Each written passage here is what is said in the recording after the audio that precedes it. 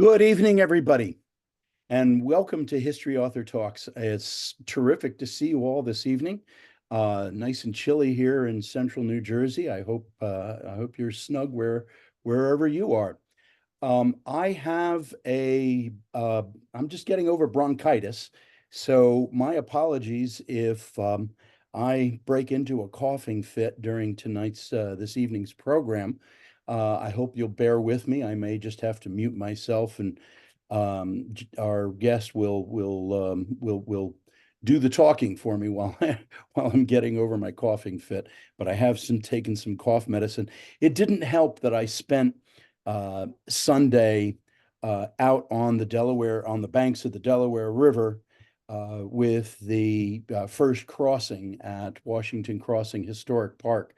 Despite the rain that we had, it was a terrific event, and we had a few thousand people come watch us in the mist. There's marvelous photographs. If you want to go to I put them on the New Jersey Sons of the American Revolutionary War website. So if you want to go to njssar.org and you look at events and then you look at past events, you can see some of the photographs of what we did this weekend of Washington crossing the Delaware. It's always a terrific event. And if I don't remember at the end, I'll tell you right now. I hope that you will all join us for the Experience the Battle of Princeton, which is coming up on January 7th in Princeton, New Jersey. That is hosted by the Princeton Battlefield Society. And you can find more information about that and register to come to experience the Battle of Princeton at pbs1777.org. It's a wonderful program, and we do a commemorative wreath laying where we invite officers from the legacy military units that actually fought in the battle. And I'm thrilled because we have a couple of British officers who are flying over from England to participate in this year's ceremony. So go take a look at pbs1777.org and join us on January 7th at the Princeton Battlefield Society. So this is going to be my last program for the year. I'm going to go into not only holiday mode, but also this is 10 Crucial Days. And this is obviously a busy time for me. We've got Patriots Week coming up in Trenton. And if you Google Patriots Week Trenton, you'll see there's a lot of good lectures and such coming up in Trenton during the Patriots Week. So hope to see some of you there. All right, now with that, let's get to our program. I'm really excited about this one. I've been waiting for this book for a long time.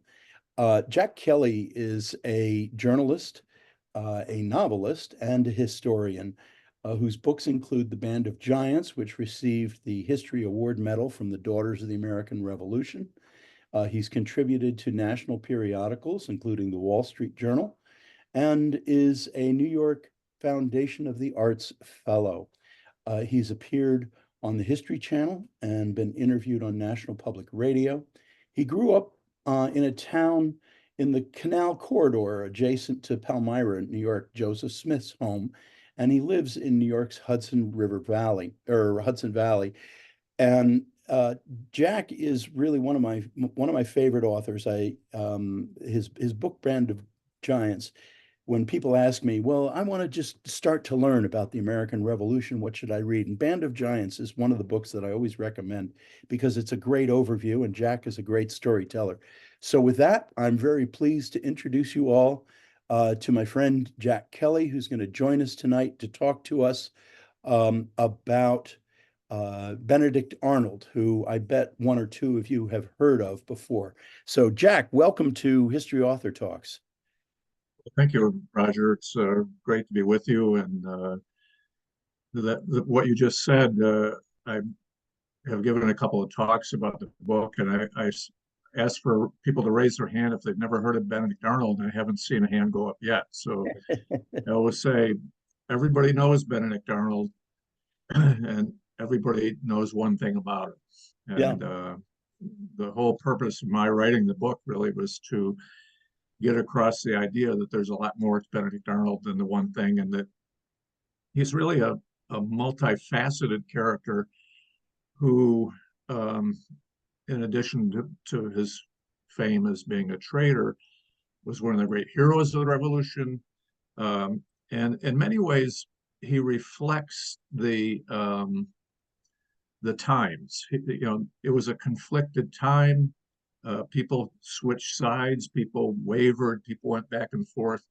And Arnold sort of distilled that sense of the times that he was living through in himself. And of course, went to extremes, but it was a representation of a lot that was going on during the revolution and during that era.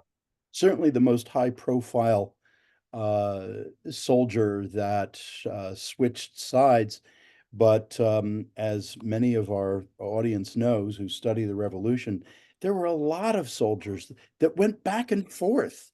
But this, as you have in your subtitle, America's Most Hated Man, he was our favorite propaganda scapegoat for since our founding. But before we talk about this book, I'd like to just kind of run through and do a review on some of your earlier books because not maybe some folks in our audience aren't as familiar with it. The Edge of Anarchy, the Railroad Barons, the Gilded Age, and the Greatest Labor Uprising in America. Um, uh, there's a popular, I think it's HBO or I don't know, it's on television right now, just the show called The Gilded Age. I don't know. Curious, have you seen any episodes of that No, program? no, haven't actually.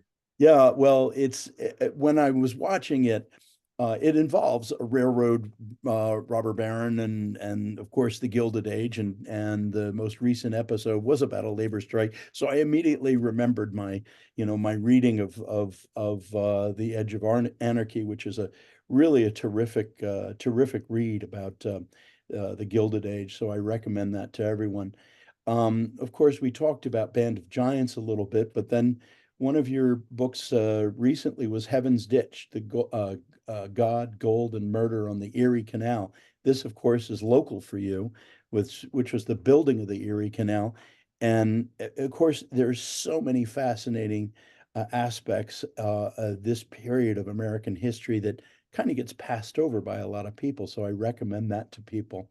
And then you went to Valcour Island, 1776 campaign that saved the cause of liberty. Of course, many of us who read so many of these books on the American Revolution think that everything saved the cause of liberty, but this was really a fascinating look at an overlooked campaign. And here's where, obviously you had your first introduction to Benedict Arnold. What was the transition? What made you decide from your book Valcour to write more in depth about Benedict Arnold? Well, when I was researching Valcour, I was surprised at how little had been written about that campaign. And I always cite the example of David McCullough's book, 1776, which is a great book. I have enormous respect for David McCullough. He's one of our great writers and what historians. And he doesn't slight the campaign, even though the book is about the war in that one year of 1776. He doesn't slight the campaign in the North. He just doesn't mention it at all. There's not a single mention in that book of Benedict Arnold or all the fighting that went on during the summer and into the fall on Lake Champlain that really, I think, in many ways, allowed Washington to make the move against Trenton because if the British had won on Lake Champlain and Arnold hadn't come up with a way to stop that invasion, and they had been coming down the Hudson River, and meanwhile George Washington is over in Pennsylvania, it's hard to see how he couldn't have pretty much thrown in the towel. And instead, Benedict Arnold and and Horatio Gates together brought down more than 600 men, as you know, to join the main army that Washington had in Pennsylvania. And then some of the men who fought at Valcour Island also crossed the Delaware and fought at Trenton. So Benedict Arnold wasn't one of those because he'd been sent up to Rhode Island to see about the invasion there. So, but I think that it was so crucial, and for it to be ignored raises the question of why would he sort of, in a way, distort history in that way. And I think that in David McCullough's case, he didn't want his story to be tainted by the treason of Benedict Arnold. He wanted to tell the glorious story of George Washington. And there's many cases of that, and has been over many years since the Revolution, of subtle distortions of history because people want to avoid the paradox of Benedict Arnold. Exactly. Well, I know you have some slides to show us. Why don't I hand it over to you and have you give us a little talk before we have an opportunity to ask you some questions. And of course, I remind everybody who's watching the program this evening to use the chat feature when you have questions that you would like to have posed to Jack, and we will try and get to as many of them as we can. So with that, here is God Save Benedict Arnold by Jack Kelly, and he's going to give us a little show here.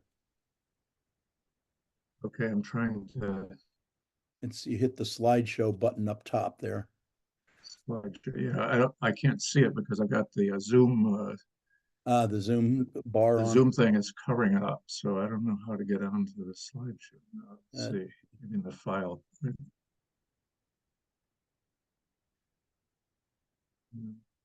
Here, I can see it. Let me give you, I'm going to ask you for permission. Okay.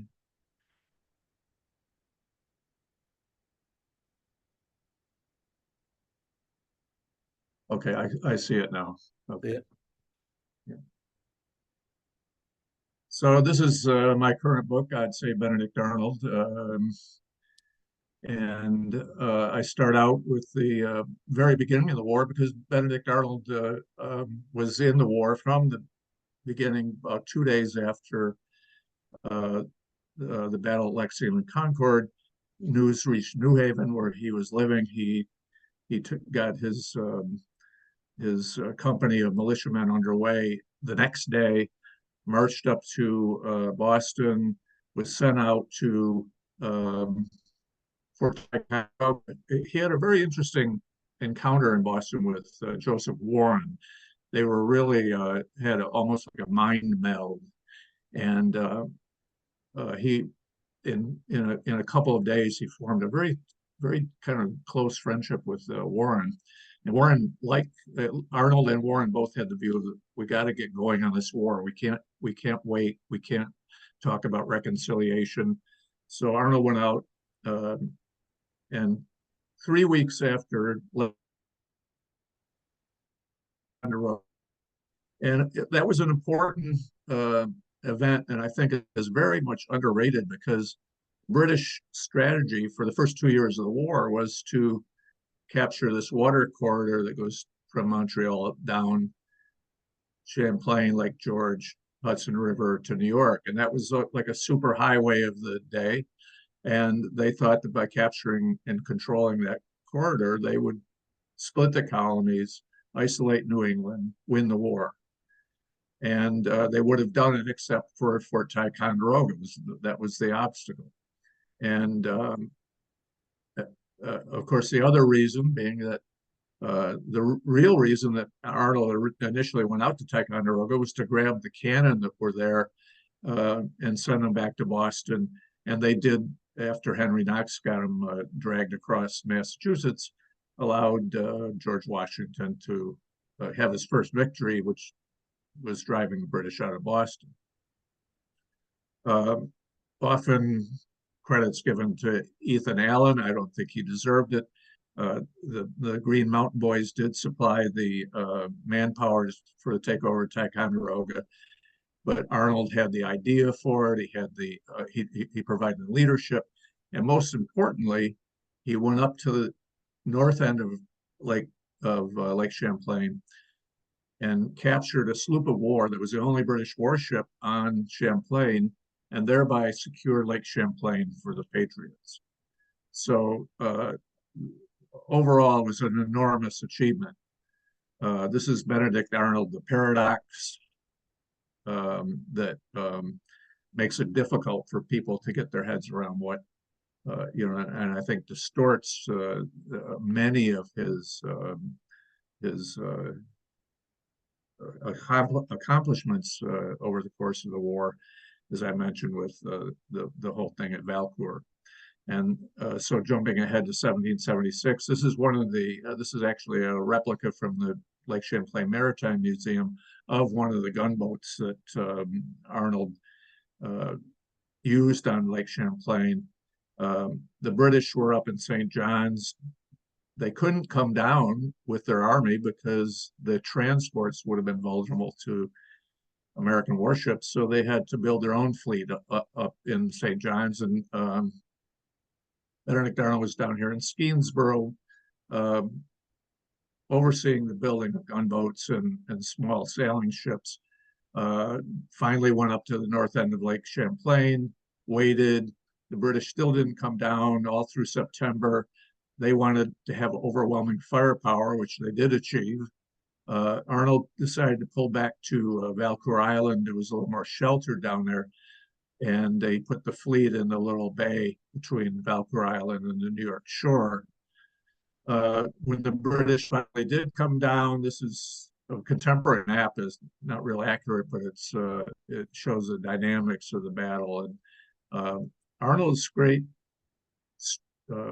tactical genius was to have his boats at anchor so that the men and he didn't have very good sailors, so they didn't want them to have to maneuver and also be firing the cannon. So he had them all at anchor, and it was just a shooting match back and forth. And the British gunboats moved back and forth in here, a very brutal form of warfare at point blank range. And Arnold had the idea that, well, the wind is likely to be from the north when they come down the lake, which it was. So the larger British ships weren't able to get into the bay because they didn't have room to tack back and forth enough to get into this narrow bay. So for the most part, they didn't really participate in the battle.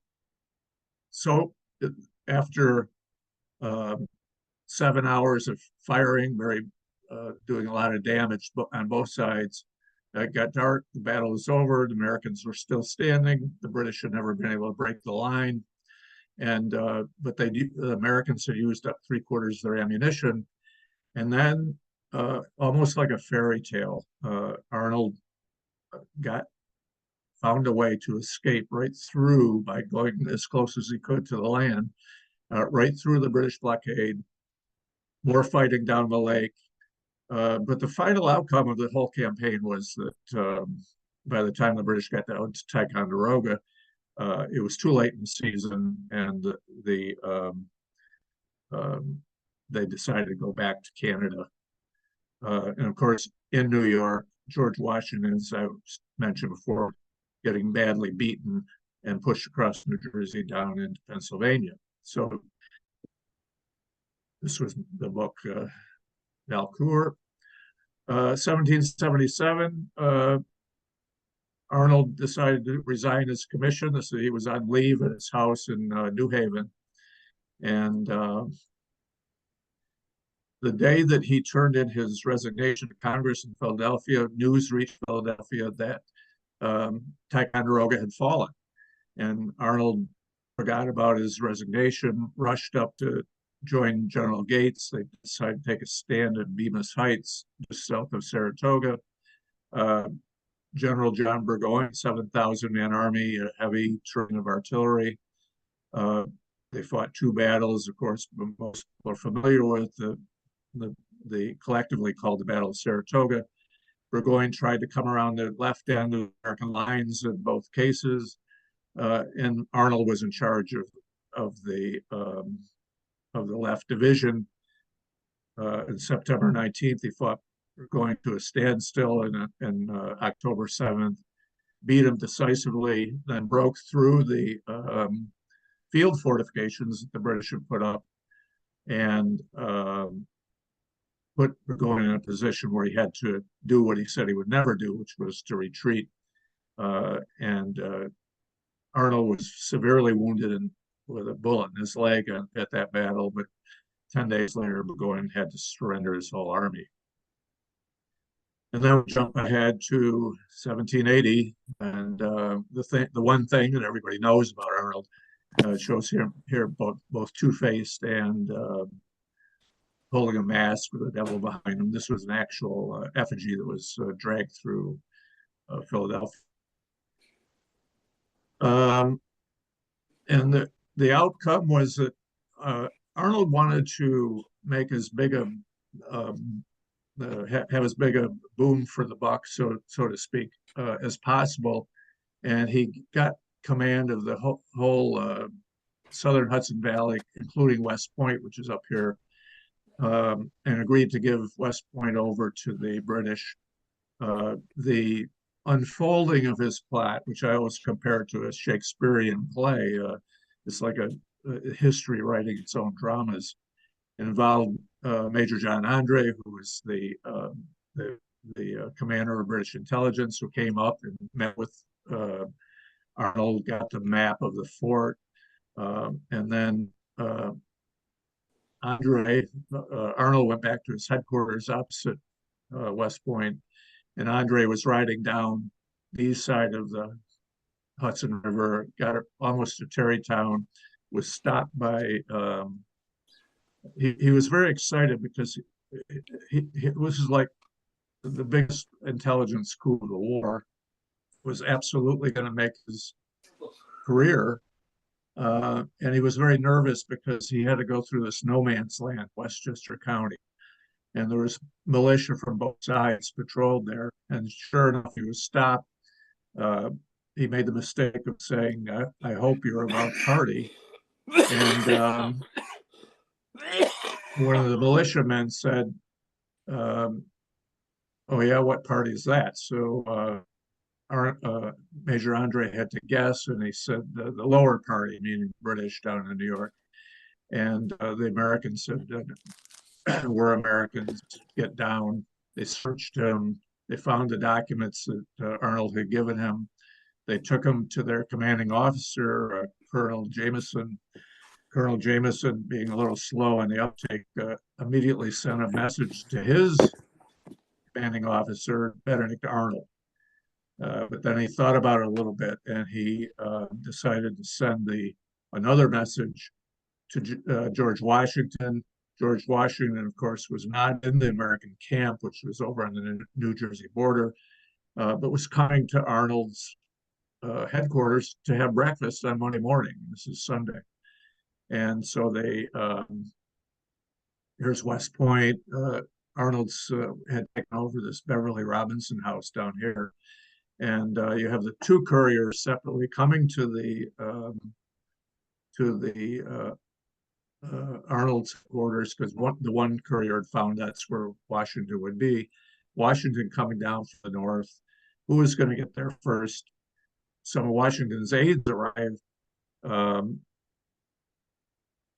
Immediately afterwards, the first courier got there, handed the letter to Benedict Arnold. He read it, and he skipped out down the river. He rode his horse down to here and jumped, told them to row as quickly as they could southward. Washington arrived. Arnold, they told him Arnold had gone over to West Point, which is what he said he was going to do. So he went over to West Point. They hadn't seen Arnold in 2 days. West Point forts were in bad state of repair. There wasn't enough men there. George Washington was very puzzled by this, but he couldn't quite figure out there was something wrong, but he couldn't figure out what it was. And he came back to Arnold's headquarters, and finally the second courier arrived and gave him the letter and the documents. He immediately knew what was going on. Called in Henry Gates. Arnold has betrayed us. Who can we trust now? And I always point out that that was not a rhetorical question. That was Washington didn't know who was involved. They didn't know how far the plot went. He sent Alexander Hamilton down to try to catch up with Arnold. Sent word to the army to get men marching up to West Point. And then, as I always say, then the real drama began. As this is Peggy Shippen, now Peggy Arnold, Arnold's new wife, and this is a sketch drawn by Major Andre back when Peggy was flirting with the British officers in Philadelphia. And she started tearing her clothes off and screaming and having an hysterical fit. And all the officers thought she was shocked by her husband's treason, but in fact, she was putting on an act in order to help him get away. And of course, he did get away, got down to a British ship down in the Hudson River, and then was made a brigadier general in the British Army, fought for a little more than a year for the British against Americans in Virginia, and raided New London, Connecticut. After Yorktown, went over to England and never set foot in America again. And of course, Major Andre was quite a good artist, and this is a self-portrait while he was waiting for his trial, which came pretty quickly, and he was hanged as a spy. So the three militiamen who captured Andre were actually quite famous right after the revolution into the 19th century. And they were given these silver medals that were the first military decorations ever handed out in American history. So they have the word fidelity and contrast to Arnold, who was lacking in that quality. So that's, in brief, is the Benedict Arnold story that in the book. Well, that's it's a great overview. Let's dig in a little bit, Jack. At the onset of your book, chapter 3 on page 29, it reads, "Young Benedict was stung by a pious disregard of the leading families who were so quick to treat a broken, luckless man with scorn and condemnation for the rest of his life, acutely sensitive to any insult or show of disrespect."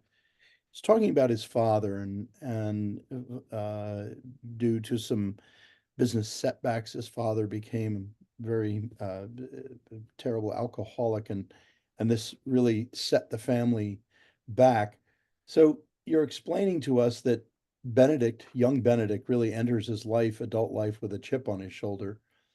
We'll learn that there are other actions that exacerbate his psyche of victimhood as we move through Benedict Arnold's story. But did he have any friends? I mean, family members, anyone with whom he could blow off some steam about what was going on through his life, through all of the setbacks that he had militarily?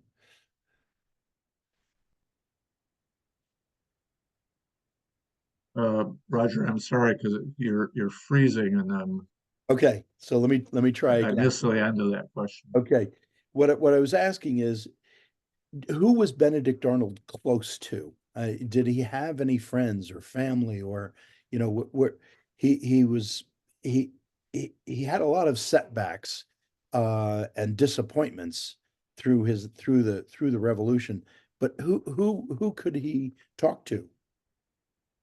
That's a good question, and really, in all the biographies and all the records of Arnold, it's hard to point to somebody and say there was a friend. I mean, George Washington, who was a very reserved man, obviously,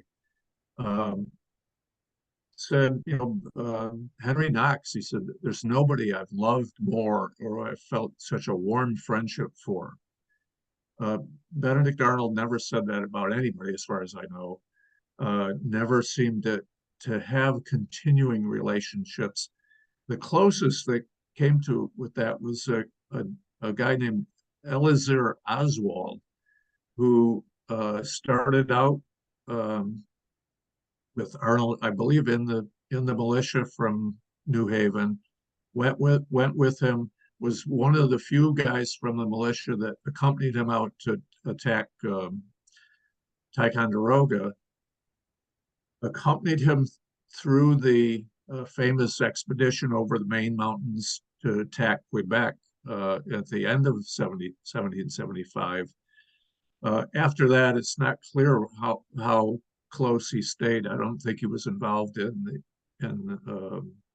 the action up at Valcour Island, but I'm not sure about that. And but had a continuing relationship. But as far as being a friend of his, I can never find any evidence that they were actually close friends. Or I guess the closest was Joseph Warren. They seem to have this instantaneous um, connection. And even after Arnold made the contact with the British and started exploring the possibility of committing treason, he continued to support Joseph Warren's children, who were left orphans when Warren was killed at Bunker Hill. And Arnold thought that Congress should be doing more, but he was willing to do it out of his own pocket. He was pretty hard up for money at that time to pay for their education. So he certainly felt a connection there, but as far as palling around with anybody, it's not really. It's he was very much what you might even describe as a loner, and to be a ship's captain, which is what his profession, that was a lonely job in itself, because you didn't fraternize with the crew. So when you were out in the sea, you were sat in your cabin and Right. Which is pondered. what his success was. I mean, he was very successful in business as a ship captain before the war. So Right. let's start to set the pattern here. I mean, the last two chapters of section one, you have your book separated into really 4 or 5 sections, and the last couple of chapters in section one, you have a riveting account of the very first and yet inauspicious campaign of the American Army, one of the great what ifs in the life of Benedict Arnold. One could imagine what accolades he would have received had he been successful in the attack on Quebec. Of course, it was not. Still, do you think that any of the failure of the campaign lay with Arnold, or should he have been recognized for at least his heroic actions? I mean, and he wasn't. Yeah, I think that um, I lived near Rhinebeck, New York, and Richard Montgomery was from Rhinebeck. Every other street there is named Montgomery Street, and his house is still there. And yet, I think that Richard Montgomery was very lacking in um, in his approach to that campaign. Very slow. Uh, Besieged St. John's for weeks and weeks, even though he had overwhelming numbers there. Was very slow to finally get to Quebec and had to leave garrisons behind, so he had very few troops. Arnold had gotten up there. He was told, go to over the Maine mountains. He went over the Maine mountains. It was probably not a great strategy, but that was what Washington decided to do. Arnold did everything that was asked of him, and then in the snowstorm of December 31st, and Montgomery was killed, and Arnold had to take over, and he he knew he was out of his depth. He was not a, he had very little military training. Now he's in charge of the whole army up there and did as well as he could. And he kept asking, send up an experienced officer to take over here. So I think he deserved a lot of credit. And I think Montgomery probably should have um, cut his losses and said, okay, we can't take Quebec. Either we're going to go home or we're going to just sit here and not. But he lost a lot of men, several hundred men in the attack, and accomplished nothing. So So that was, taking a yeah, go step ahead. back, as you mentioned earlier, Arnold was the one who was actually given orders by Warren and Massachusetts to go up and get the cannon. And of course, we know that Ethan Allen gets all the credit for what really Arnold had been tasked to do, and was really much more of a military man than Ethan Allen, who was just sort of a hoodlum. Um, so with Ticonderoga, he doesn't get recognition. And now with Quebec, he doesn't get the recognition that he deserves. Now we're into 1776, and as you mentioned earlier, he's overshadowed by George Washington and the disastrous New York campaign. And yet Arnold's actions in the Northern Theater, the significance of Valcour Island, Arnold is a big success. But what really ends up happening is that Washington, who had lost these 5 battles, pulls off the 10 crucial days, and Arnold's success in Valcour Island is also diminished. So you have 3. Now, my question at this point is, Arnold went home after Valcour Island, and he had some, and he was welcomed as a hero, but he just didn't have the PR that Washington had. So, of course, the 10 crucial days was exceedingly important. Was really the first turning point of the revolution. But Arnold once and twice and now a third time is just not getting the recognition that he deserves. So with Arnold's actions on Lake Champlain halting Carleton's campaign down the Hudson, Washington was about to lose New York and retreat through the Jerseys again. As we mentioned, he doesn't get the attention. Part 3, everything changes for Arnold on March 10th through April of 1777. Can you tell us what happened on March 10th? Do you remember that date in particular? He gets a letter from George Washington. This is the letter The, which he does not get his promotion. yeah, the issue of the promotions, which um, it's interesting to try to sort of look into the whole situation where Congress wanted to hold on. They thought that their way of preventing a standing army from threatening the civil government was to control promotions of officers, or that was one way they were doing it. And it became a very political um, uh, the process by which different states vied for who was going to have the most officers. They couldn't settle on a system for promotions. That the seniority was very important. They thought merit should be important, but how do you judge that? Um, the um, the idea of how many troops did each state contribute to the Continental Army was also going to become a factor. And all these factors just essentially put the whole thing back into politics and favoritism. And Arnold did not get the promotion to Major General that he thought he deserved, that George Washington thought he deserved. Um, and what was considerably worse was that he saw junior officers promoted over his head. And that is a slap in the face. If you got somebody you're ordering around and now they're your commander, that's not that's a, a slur on your honor. He felt that very much so, and decided to resign from the Continental Army because of that.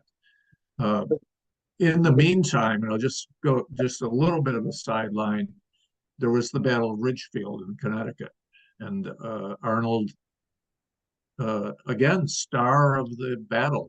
He was the man that came up with the strategy. He and General Wooster, of course, David Wooster was killed in that battle, and Arnold inflicted heavy casualties on the British and really discouraged them from any more of these raids that they had raided Danbury to destroy the supplies there. Congress, after that, did decide to give him the promotion, but they did not restore his seniority, so he was still junior to these other officers. So that was what really sparked him, and it was in July he went down to Philadelphia and resigned. Right. Well, so now the Saratoga campaign it launches, and as you mentioned earlier, Fort Ticonderoga falls. Burgoyne is moving south down the Hudson Valley. St. Ledger is coming from the west.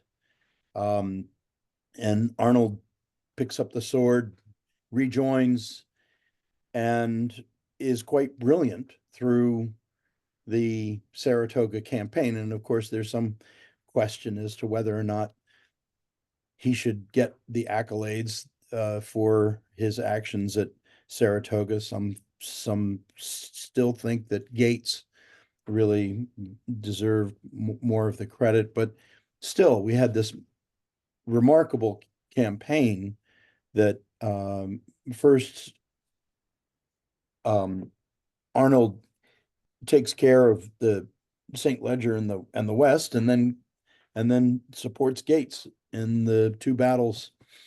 So what was the significance of Arnold's actions in the Saratoga campaign, in your opinion? Well, I think that was really the culmination, of not only his heroism, but the wound that he received, which they think now, with the people at the battlefield, believe that the bullet went through it, shattered his shin bone, and the pain. He didn't want the leg amputated, which normally they would have done as a matter of course. And so he went through all the pain of that long recuperation, put him out of commission, and he became really somewhat of a cripple for the rest of his life. He never got completely healed. I think that he was the hero of Saratoga, but I think that I also have a lot of respect for the strategy that Gates that really wore Burgoyne down. Burgoyne's problem was a lot of it was just that he didn't have enough forage. He was essentially running out of gas to move his army because the horses were dying. So the fact that Gates had this defensive strategy was important, but ultimately the battle had to be fought. Only was, and I think it's become clearer to most historians that Arnold was in charge of both battles, that he was doing the right thing. If he was out in the field, it was because he should have been out in the field, and if he was back taking sort of commanding from behind the lines, that's what he should have been done. He should have done as a major general, and that he was the essential man in this very essential battle. So before we move on, I want to move back one step. Who is John Brown? Well, John Brown is on the edge of the Benedict Arnold story all along, beginning at Ticonderoga when Arnold first supervised the operation against Ticonderoga. And he was from Massachusetts, from Western Massachusetts. He was a lawyer. He was on the side of Ethan Allen and was sort of a PR man for Allen at first. He promoted as his own interest.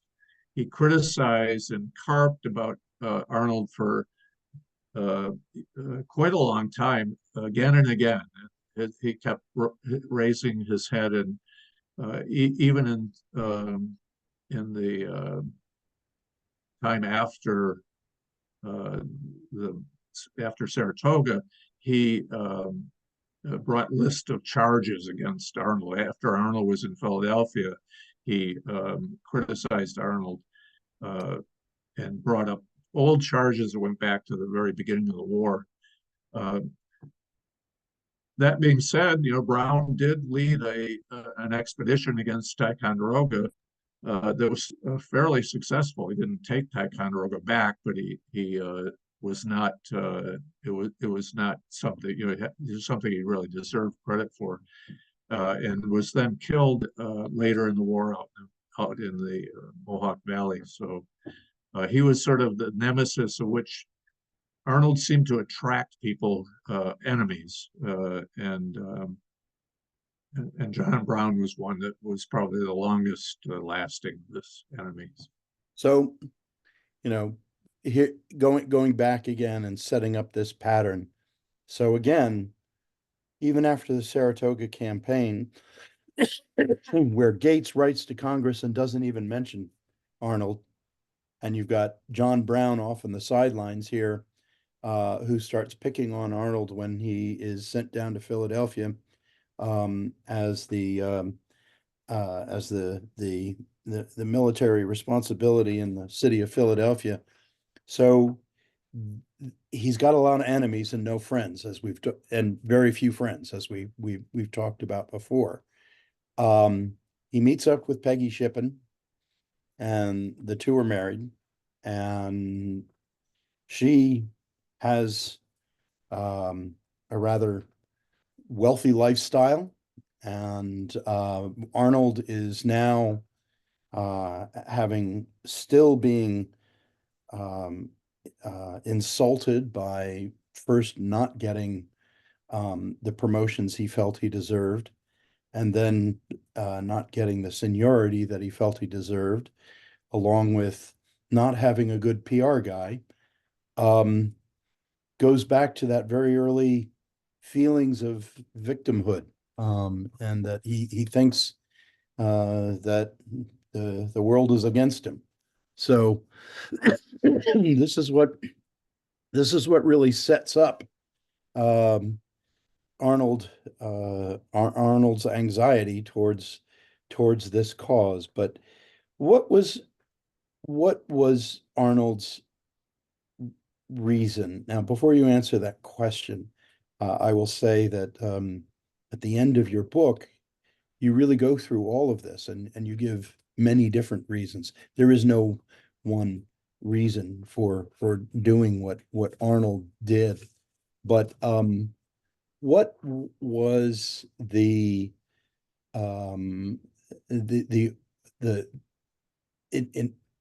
what was the reason that he joined the cause in the first place? What was his passion? What did he believe in terms of joining the Americans for the fight for independence? What was his primary reason? Well, his experience as a sea captain, I think, really shaped a great deal about him in terms of the Revolutionary War, because it drew him into the source of the friction was always at the wharfs and the seafront, and the sailors and the smugglers, of which a lot of traders were also smugglers, because you pretty much had to be because of the imposition by the British of the taxes and the restrictions on trade in the years leading up to the war. And Arnold was very much in that mix. And I think that's what really got him going on and being passionate for the cause was because of that waterfront experience, because of his trading experience. He was right there in the forefront of the conflict between the two countries. And I think once he got going and once he saw that it must have been a revelation for him to see what a natural fighter he was, a natural leader, a military man of the scope that he had. It was probably a big surprise to him to a certain extent, but it was very, very gratifying, and that became his thing. He was the heroic soldier through Saratoga, and that kept him going. And then he was out of commission, and perhaps started thinking too much, perhaps just had this restlessness. And I speculate a little in the book, and it is speculation, that he had such an addiction to action and such an addiction to that adrenaline rush of action.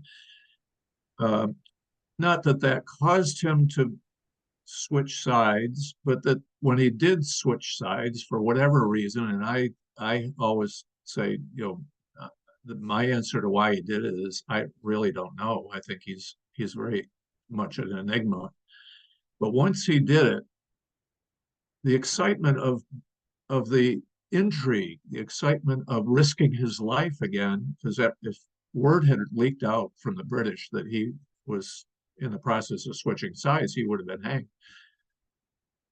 That was it's something that ratified his decision. It felt good to him to be in. He was the man in the center of everything. He was the man that was going to decide the whole course of the war, and he loved it.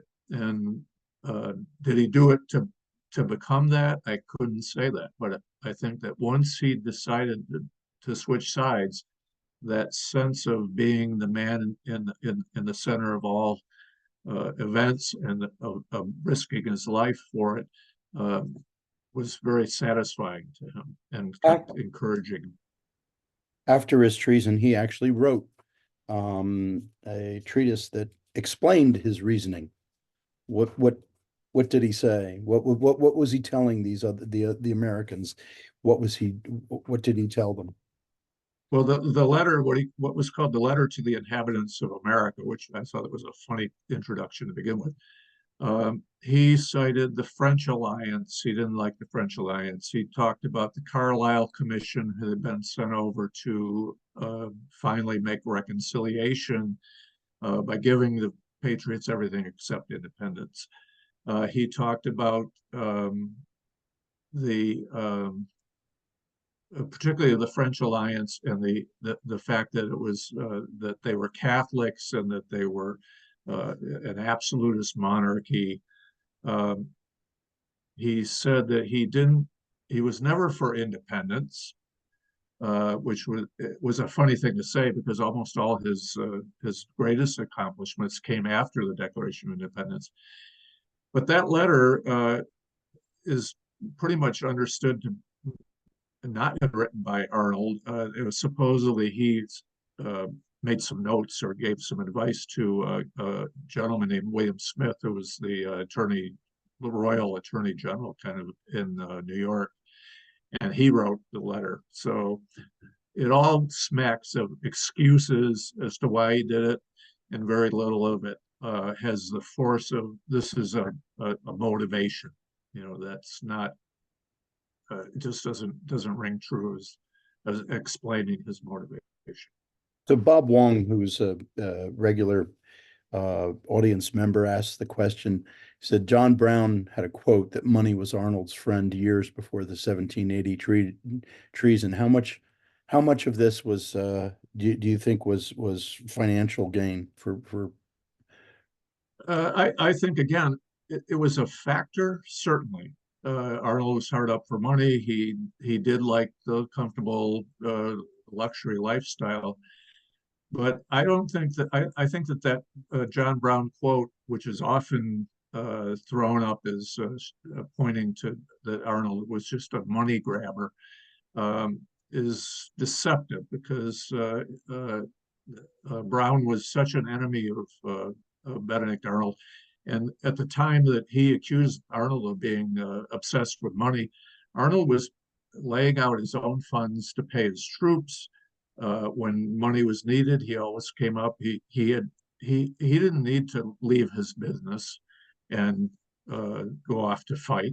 He could have stayed and made money in New Haven, but he chose to let his business essentially slide down into a losing proposition because of his devotion to the cause. So I just I can't see him as being that obsessed with money that was the motivation for it. One of the um, one of the most interesting things that I read in your book that I maybe I missed it in some of the previous biographies was how even after he started talking to the British about changing sides, he was still lobbying for a captaincy in the Navy and was denied. That was a fascinating fact. I mean, that's really where he started was being a captain, and he really could we imagine what would have happened in changing history if he had been given his captaincy, which would have made a lot of sense because he couldn't, as you write in the book, he could have just sat on the quarterdeck and given orders. Yeah, I think that is an important point, and I was going to mention that too.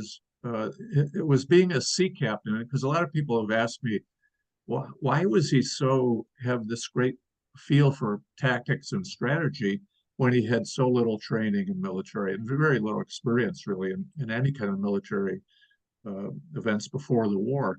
And I think a lot of it was from the fact that he had been a sea captain. It called on the same skills of having a sense of command, um, having to plan ahead, being attention to detail. Uh, he learned all these things as a sea captain.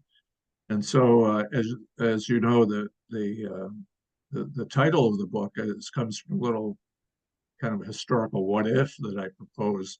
The what if he had gotten that nautical command, had not um, uh, gone in for the treason, and had gone out and fought on the high seas and come home draped in glory, and somebody might have shouted from the wharf, "God save Benedict Arnold." Sure. So I just want to mention to Joe Deem, who asked the question, was Peggy Shippen related to the Philadelphia Shippens? Well, I'm not sure what you mean, Joe. Yes, she was one of the Philadelphia Shippens, but there were a number of Philadelphia Shippens. So she was the daughter of, I think, Edward Shippen. Is that right?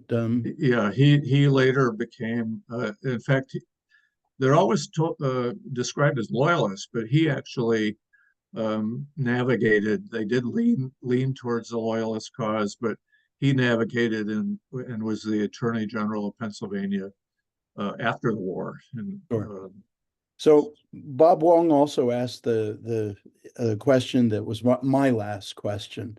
There are biographies of Arnold from James Kirby Martin, who you thank in your acknowledgments, Willard Stern Randall, Stephen Brumwell, Nathaniel Philbrick rather, uh, Stephen Yack, and Joyce Lee Maynard, and a few others.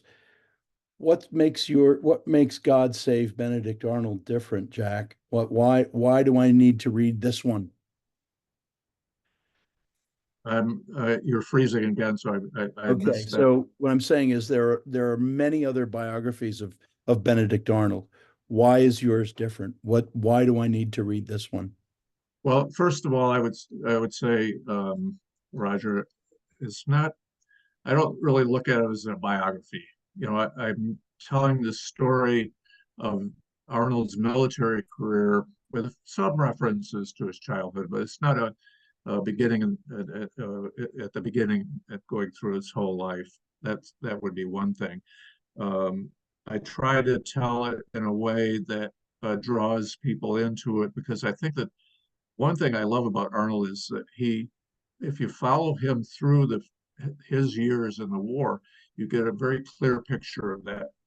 He was involved in almost every major operation. So I think that's another um, idea, is to have that momentum of storytelling. And I think that the idea of the man of action, which is the way I see Benedict Arnold, as a man of action who was not introspective. He was not an intellectual in any sense.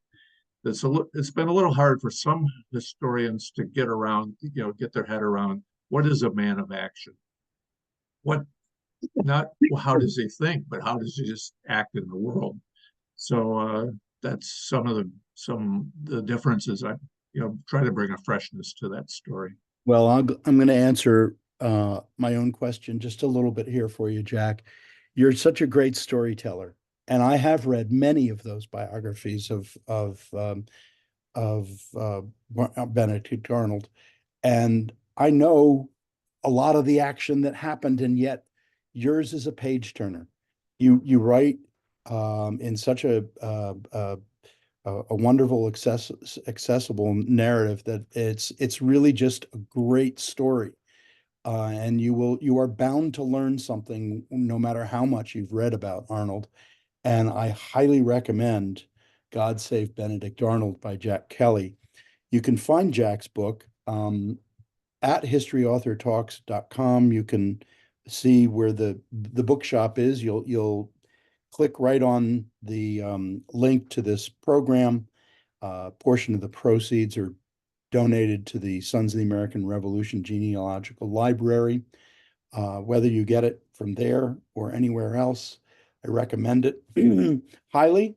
And I want to thank Jack for joining us this evening and giving us a little bit of time. And I want to thank you all again. As I mentioned, this will be my last program this year. I'm sure I'll come up with some programs starting in January. Please do join us for our 10 Crucial Days activities if you happen to be close by. Otherwise, you'll see plenty of the photographs. Come visit us. We'd love to give you a tour and talk more about the American Revolution. You can always also find more about the American Revolution at your local American Revolutionary War Roundtable. And I wish you all a happy holidays. So take care, everybody.